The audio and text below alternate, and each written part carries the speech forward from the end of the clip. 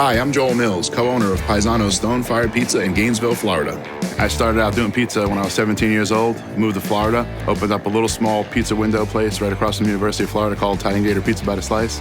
I met up with a friend of mine. I've been in the restaurant business for probably 30 years. We had some restaurants here in Gainesville, and he was in the smaller side, so we just decided it would be a good team. So when we put it all together, Paisano's was born. We opened the second location, then we opened the Paisano's on University Avenue.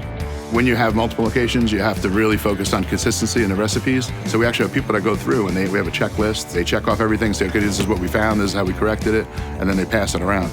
I always believed in using the best product. When you have one shot in business, I use the best of everything, including the Grande, which is the best cheese on the market. I think Mike and Joel and I all talked about it together, and the goal is to get to 100 million or 30 locations. We're usually doing about 1 to 2 a year right now. We probably could build more overall locations, but what we're trying to build the most is our people. If we don't have the people to do it, then it doesn't matter how many locations we have because our foundation will crumble. A lot of people thought originally, like, wow, your place is so nice that you're a franchise. But we're like, we're not a franchise, we're independent, but we want you to feel good when you walk in. Wherever you live closest to, they're about 7 miles apart, so you can have the same experience that everybody was getting from the first location. Hi, I'm Tony Palazzolo. I'm Freddy Palazzolo. And I'm Vince Palazzolo. And the three of us are owners of Krispy Pizza in New York and New Jersey. My dad opened Krispy Pizzeria in 1971. It was poorly run. My dad took it over. He made the business grow. So he kind of had a good recipe of how to go about building a business. After college, then I started working down in the financial markets for about 8 years. I decided to go back into the pizza business. I tried to talk him out of it, but he was persistent. And I said, well, if you're going to do it, I want to come along with you. I'll help you out. So I came out here, I looked at the spot, and I noticed that it was very middle class. Both husband and wife worked, and they were ordering out a lot. Number one is always location, right? Number two, obviously building the place. The hard part is always managing the place, having the correct employees there. If we have a good employee, we want to keep him happy, let him know that he still has a regular life, can spend time with his family, and little things like that help you keep a good staff. As far as consistency goes, we use the same recipes and same products and same vendors at each location. We don't skimp out. We don't look to use cheap ingredients. We rather keep the quality. If we have to raise the prices because of the quality, we do.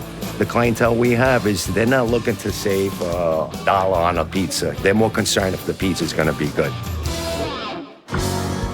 I'm Anthony Allen, co-owner of Otto. I'm Mike Keon, co-owner of Otto. We have shops in Maine and Massachusetts. When I moved to Maine, I found this little space here, and I looked around town, and I couldn't find a slice of pizza anywhere. But we thought this would be a good place to start. 3 stools in the front of it, that was our seating. Our second location, we both felt confident we could fill up a room, but 50 or 60 seats is a real restaurant now. These days, we have build sheets and manuals for every pie. Now it's a recipe book. And even with that, you got to go back and constantly monitor that and make sure that it's being done right. We have portion cups now.